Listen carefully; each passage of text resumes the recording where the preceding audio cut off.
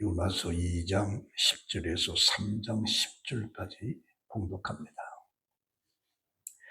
여호와께서 그 물고기에 말씀하시매 요나를 육지에 토하니라.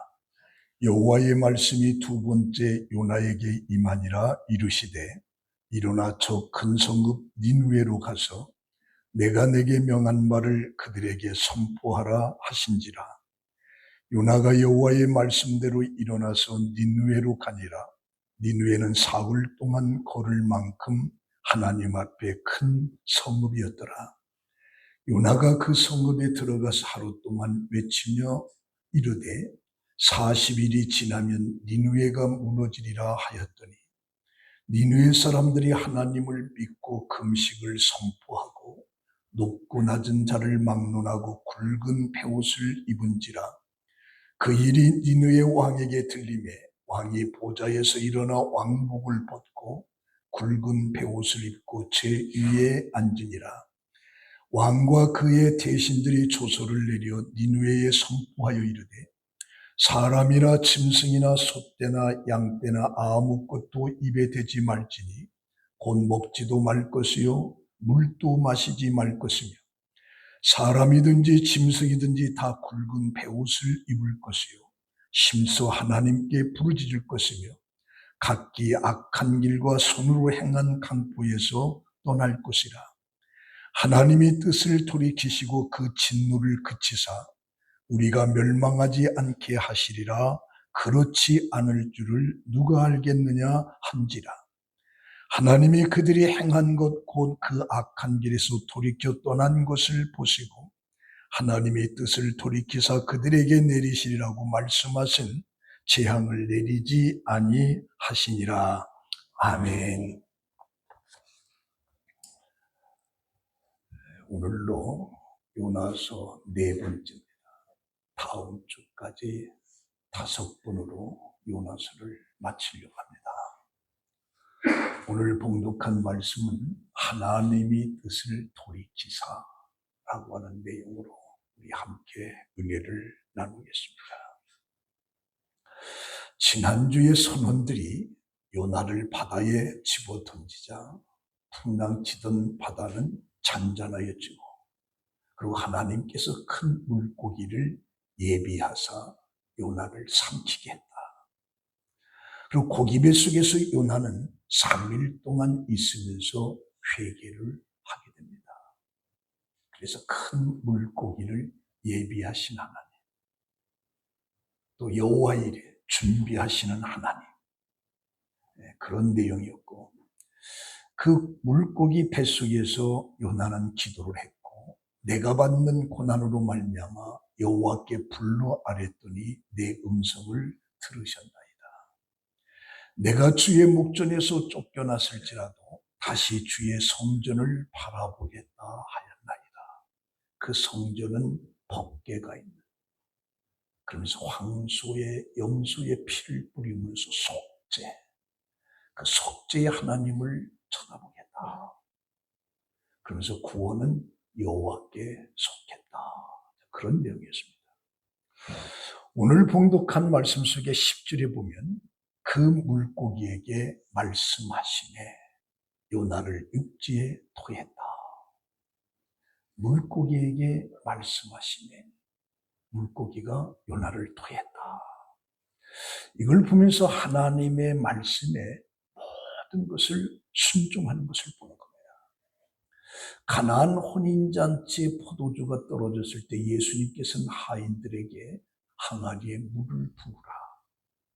그리고 갖다 주어라. 갖다 준 그 물을 먹은 사람들은 칭찬을 하기를 어디서 이렇게 좋은 포도주를 준비했느냐. 물이 포도주로 변하는 것은 예수의 말씀 한마디였습니다. 제자들이 갈릴리 바다에서 풍랑을 만나 두려움을 느낄 때 예수님께서 바다야 잔잔하라 하시매 바다가 잔잔했다. 바다도 순종을.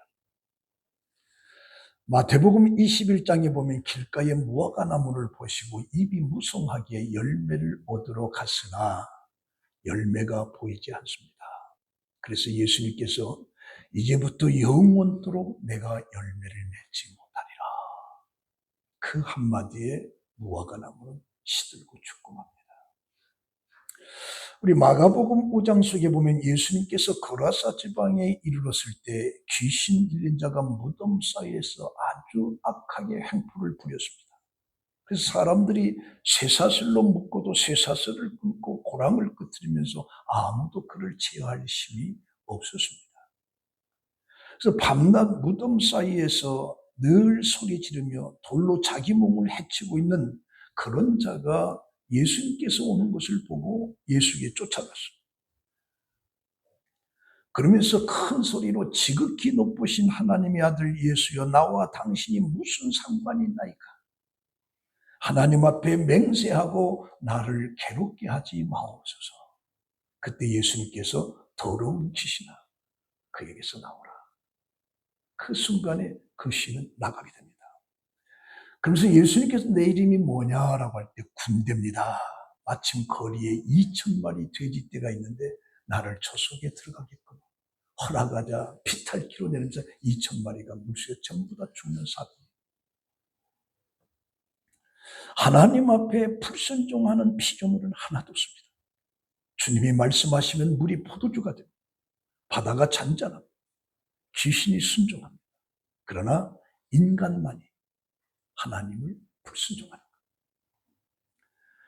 인간만이 하나님의 말씀에 반대를 하는 거죠. 그래서 로마서 1장 28절에 마음에 하나님을 두기 싫어한다. 왜 인간은 하나님의 말씀에 불순종하냐? 마음에 하나님을 두기를 싫어해요. 그리고 로마서 3장 10절에 의인은 없나니 하나도 없고 깨닫는 자도 없고 하나님을 찾는 자도 없고 다 치우쳐 함께 무익하며 선을 행하는 자가 하나도 없더라. 그래서 인간은 하나님 앞에 불순종을 하는 겁니다. 요나를 삼킨 큰 물고기도 하나님의 명령에 요나를 육지에 토해버린 겁니다. 3일간 물고기 뱃속에서 토해져 구원받은 요나에게 하나님께서는 두 번째 사명을 줍니다. 그래서 2절에 보면 일어나 저 큰 성읍 니느웨로 가서 내가 내게 명한 바를 그들에게 선포하라 하신지라.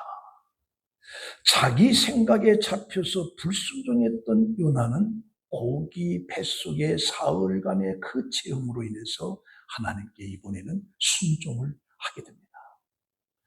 여기서 우리가 한 가지 생각하는 것은 니느웨로 가서 내가 내게 명한 것을 선포하라.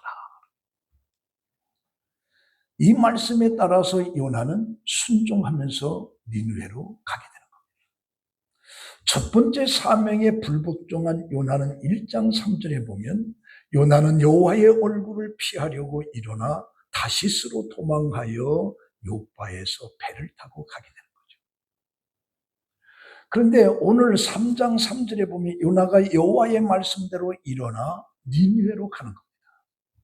순종의 모습을 보여주고 있습니다. 사실 요나는 원치 않았지만 하나님이 요나에게 가라 명령했기 때문에 그런 가는 겁니다. 그래서 내가 원하는 길을 가는 것이 아니라 하나님이 원하는 길을 가는 것이 바로 믿음의 사람입니다. 그래서 하나님의 사람은 내가 원하는 길을 가는 것이 아니라 하나님이 원하는 길을 가는 겁니다. 우리 창세기 12장에 갈대우르에서 살고 있던 아브라함에게 이 땅을 떠나서 내가 너에게 지시한 땅으로 가라.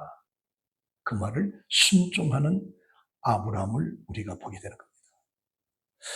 이것을 보면서 저는 이 요나를 또 부르신 것이 그렇게도 그 시대에 사람이 없었는가? 니느웨 가서 외치라고 하는 요나가 하나님의 명령을 거역하고 다시스로 도망간 그 요나를 갖다가 또 쓸 필요가 뭐가 있나? 그렇게 사람이 없었는가? 세상은 성공한 자를 칭찬하지만 그러나 실패한 자를 다시 사용하지 않습니다. 더욱이 공적인 업무를 하다가 잘못하거나 실수를 한 자에게 그 직분을 맡기지 않는 일이 허다한 겁니다. 그러나 하나님은 명령을 불순종한 요나를 다시 부릅니다. 하나님은 요나에게 다시 사명을 주심으로 여전히 선지자로 인정하면서 사랑이라고 하는 것을 보여준 겁니다. 우리의 인간관계는 상대방의 태도와 행동에 따라서 변형이 되고 일의 결과 또한 그 일을 맡긴 자와 그 일을 책임자는 지는 자의 태도, 그리고 그 외에 여러 상황과 외적 요인에 따라서 변하게 됩니다. 다시 말하면 상황과 조건, 사람의 행동이 중요한 변수로 되는 겁니다. 그러나 하나님은 전혀 그렇지 않습니다. 하나님의 뜻, 하나님의 계획은 다른 겁니다. 그래서 하나님은 그럼에도 불구하고 상황과 조건, 사람의 태도에서 구애받지 않고 범사의 그 정하신 뜻대로 행하신 것. 따라서 인간이 불순종하고 사명을 소홀히 해도 하나님은 본래 정하신 대로 선하신 뜻대로 진행하십니다. 하나님은 변함이 없으십니다. 하나님의 뜻은 절대로 변하지 않습니다.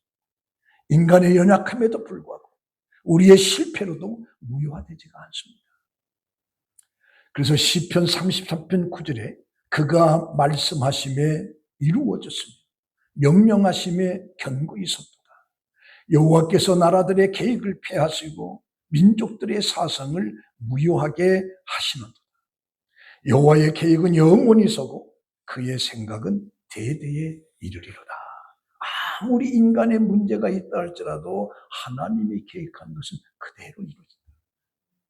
그래서 잠언 19장 21절에 보면 사람의 마음에는 많은 계획이 있어도 오직 여호와의 뜻만이 완전히 서리라. 사람의 수많은 생각을 해도 여호와의 뜻만이 이루어진다라고 그렇게 말하고 있습니다. 이스라엘의 유명한 선지자라고 하는 우리는 엘리야를 얘기합니다. 그는 갈멜산에서 바알 선지자와 아세라 선지자 850명과 대결해서 하늘에서 불이 내려옴으로 그 재물을 타면서 승리하고 850명을 기드론 신에 전부 다 처형을 시킵니다. 이것으로 인해서 아방 부인 이세벨은 엘리야를 내가 죽이겠다라고 유혹을 합니다. 그때 엘리야는 자기 목숨을 위해서 도망을 치고 노뎀나무 아래에서 하나님께 내 생명을 거두어줬습니다. 갈멜산에서 불이 내려와서 재물을 태우면서 850명을 죽였던 그런 승리의 엘리야가 이세벨의 말 한마디에 좌절과 절망 속에 도망가면서 노뎀나무 아래에서 나 죽여주시오. 내가 살 만큼 살았습니다. 나 죽여주시오. 그런 연약한 모습을 보여줍니다. 저 같으면 알았다 그러면 그날로 죽일 텐데 하나님은 그러지 않았습니다. 이 열왕기상 19장에 보면 하나님께서는 엘리야를 책망하는 것이 아니라 천사를 보내서 음식을 주면서 세미한 음성으로 힘을 얻도록 합니다. 그리고 감당할 사명을 맡기는 것이 열왕기상 19장 11절에 나옵니다. 세상적인 눈으로 볼 때 갈멜산의 정상에서 노뎀나무 아래에 추락했을 때 모든 것은 끝날 텐데 그러나 하나님께서는 그에게 다시 말씀하시면서 사명을 주시고 충성된 삶을 살도록 이끌어 가시는 하나님, 그게 바로 하나님의 사랑입니다. 신약시대에 와서도 예수님의 제자 베드로를 봅니다. 베드로는 주님이 행하시는 놀라운 기적을 가장 많이 목도한 사람입니다. 변화산에서 예수의 모습이 빛과 같이 변한 것을 보았습니다. 갈릴리 바다를 육지처럼 걸어가는 경험도 베드로만 했습니다. 예수님이 십자가에 죽을 것이라고 한 걸 말하자 절대로 그런 날이 일어나지 않도록 하겠습니다. 그런 그가 예수님이 붙잡히자 그는 연약한 여자 앞에서 예수를 부인하고 심지어 저주까지 하는 거죠. 사실 베드로 입장에서 보면 이처럼 부끄러운 일이 어디가 있어요? 그는 너무나 큰 배신을 한 겁니다. 그는 실패자입니다. 그러나 베드로는 부활하신 주님께서 갈릴리 바다에 있는 베드로를 찾아왔어요. 시몬아, 이 모든 것보다 나를 더 사랑하느냐? 내가 사랑하네. 내 양을 치라. 3번을 얘기하면서 사명을 다시 주시는 거예요. 하나님은 오늘 우리들을 통해서 일하시기를 원하십니다.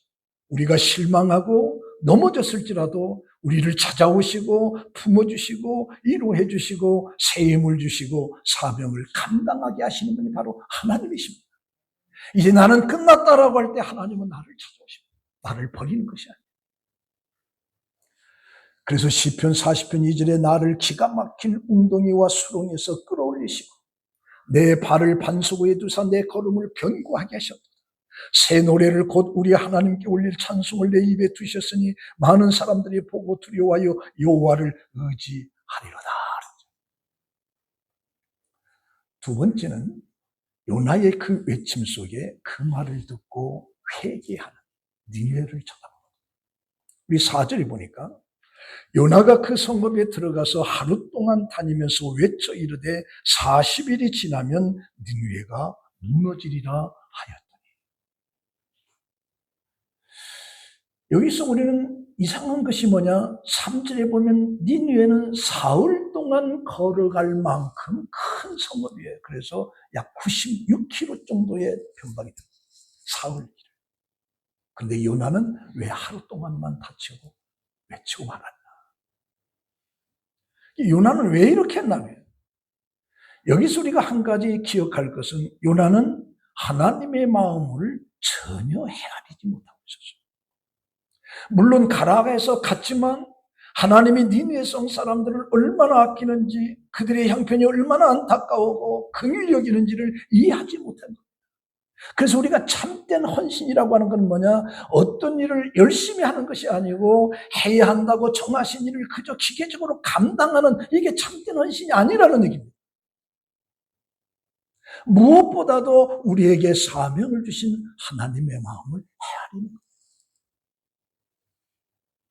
하나님이 얼마나 죄를 미워하시는지, 범죄한 자들이 당할 형벌이 얼마나 비참한지를 선언하는 것도 중요하지만 하나님은 그들을 돌이켜 회개하고 구원 주게끔 하겠다는 하나님의 마음을 헤아릴 줄 아는, 그게 중요해요. 우리는 지적하고 정죄하고 그것으로 내 사명을 다한 거고 나는 의로운 것처럼, 그러나 그건 하나님의 마음을 헤아리는 것이 아니에요.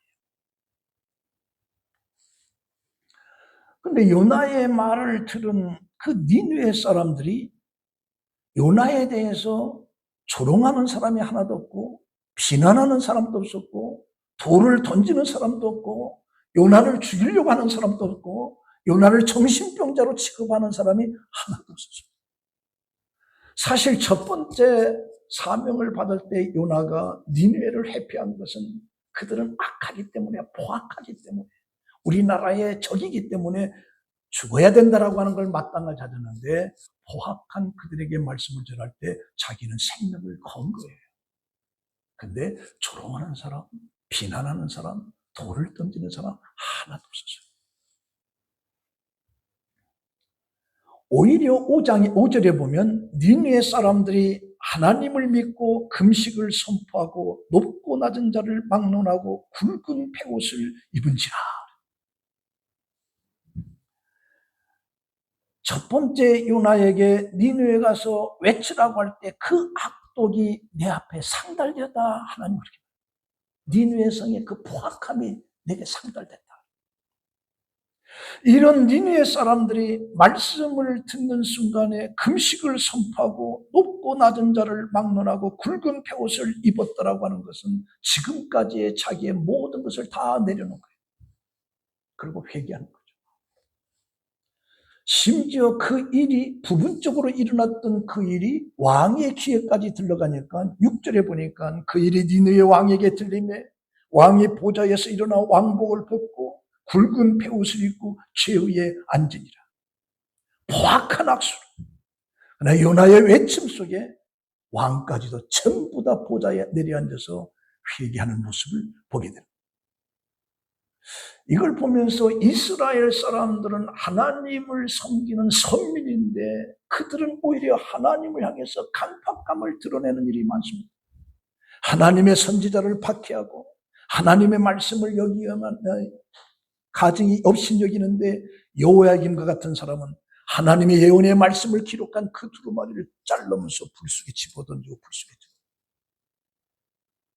하나님의 선민이라고 하는 그들은 오히려 악했지만 그들이 포악하다고 생각했던 니느웨 백성들은 요나의 외침 한마디에 전부 다 왕까지 회개가 이루어집니다.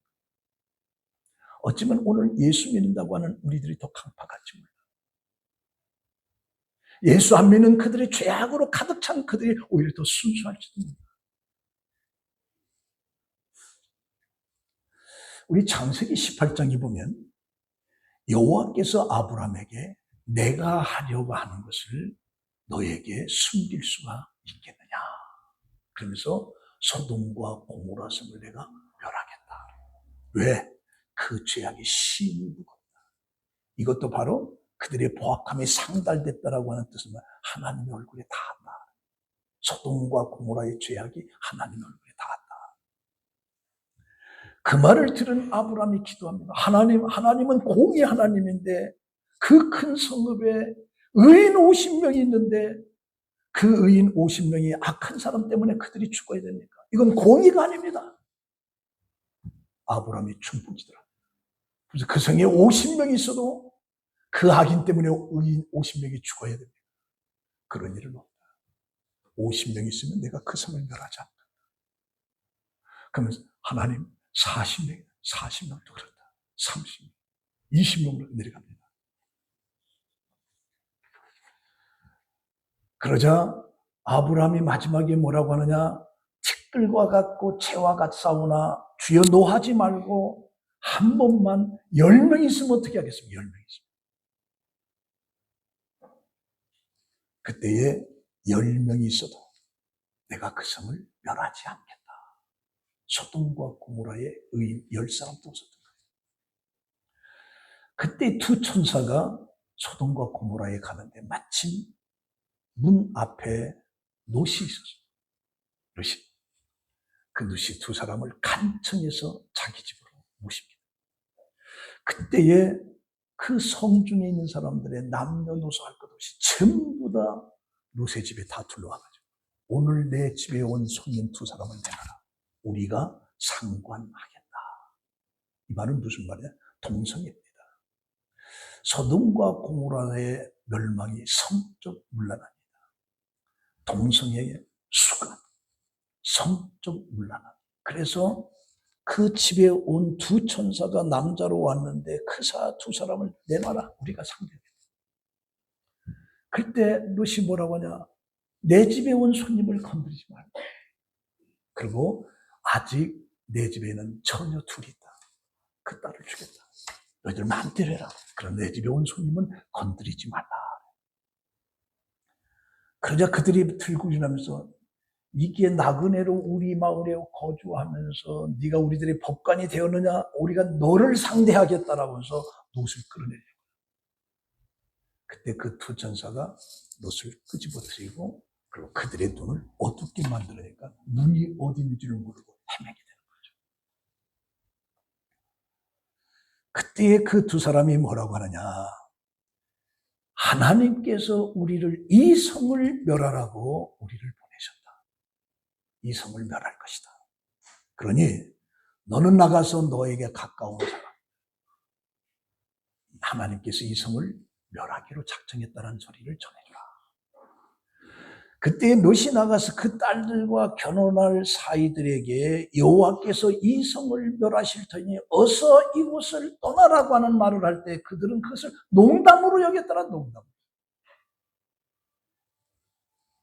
결국에 소돔과 고모라는 유압불에 멸망을 당하고 니느웨 성 사람들은 요나의 40일쯤 있으면 이 성이 멸망하리라고 하는 말씀을 받아들이고 왕으로부터 백성의 심지어 가축에 이르기까지 전부 다 내려앉았는데 소돔과 고모라 성은 농담으로 알아들었습니다.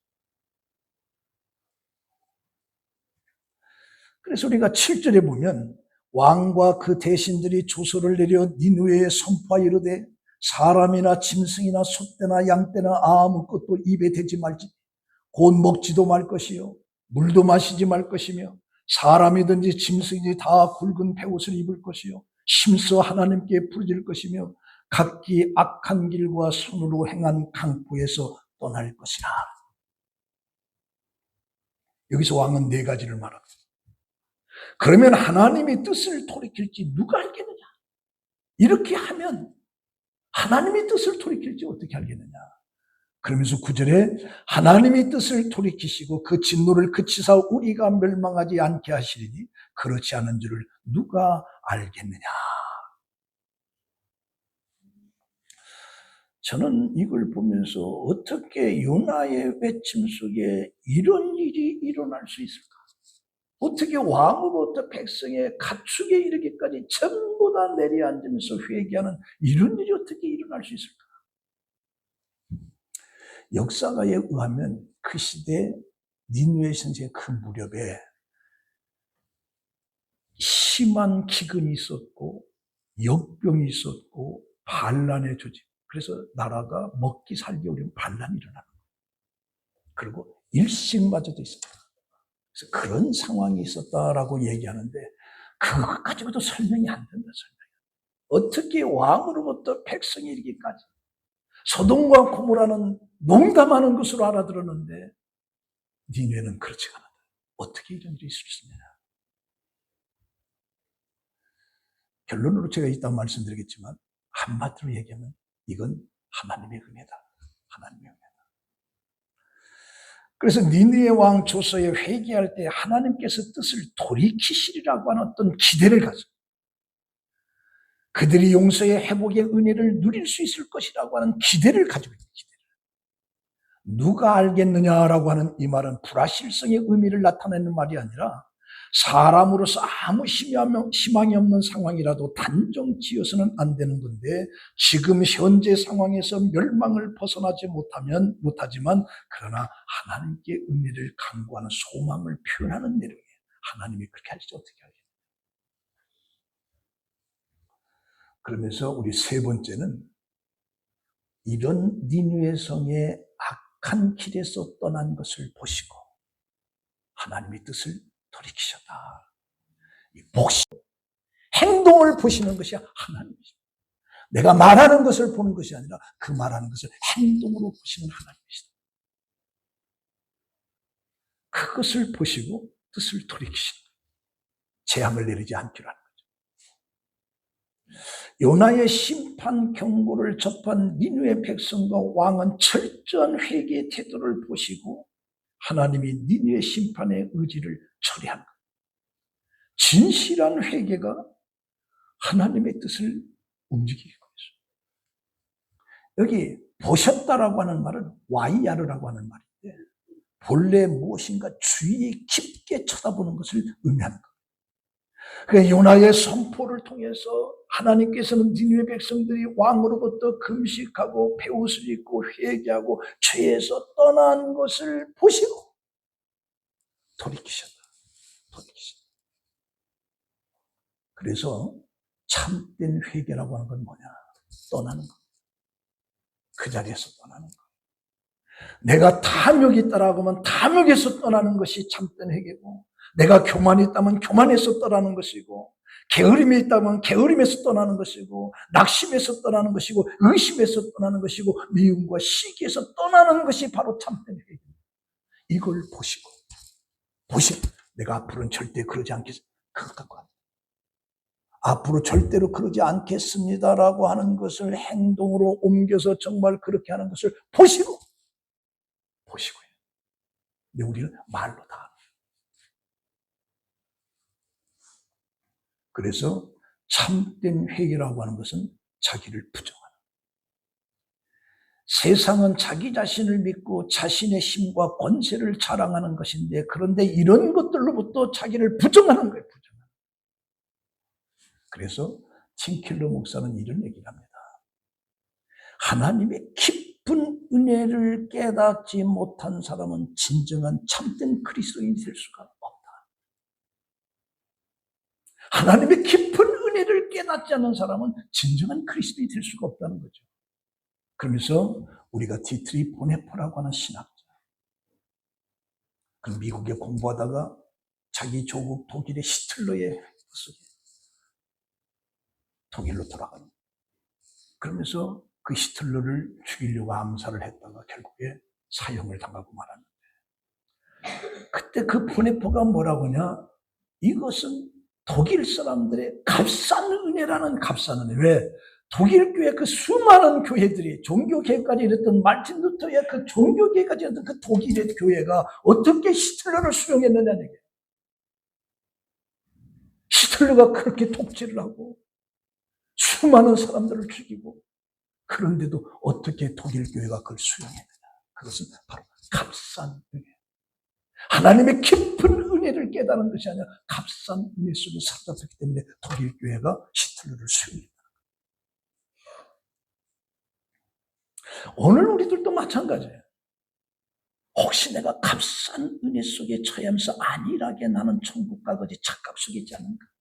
하나님의 깊은 은혜를 우리가 깨달을 때 내 삶의 진정한 변화가 일어나지 않는 것은 하나님의 깊은 은혜를 아직 체험하지 못한 거예요. 20년, 30년, 50년을 믿었어도 말로는 그럴듯한 얘기를 해도 보시고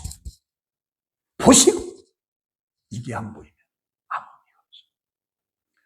그래서 다윗은 시편 6편 6절에 내가 탄식함으로 피곤하여 밤마다 눈물로 내 침상을 띄우며 내 요를 적시나이다. 밤마다 탄식하면서 눈물로 내 침상을 적신다라고 얘기해요. 그게 바로 참된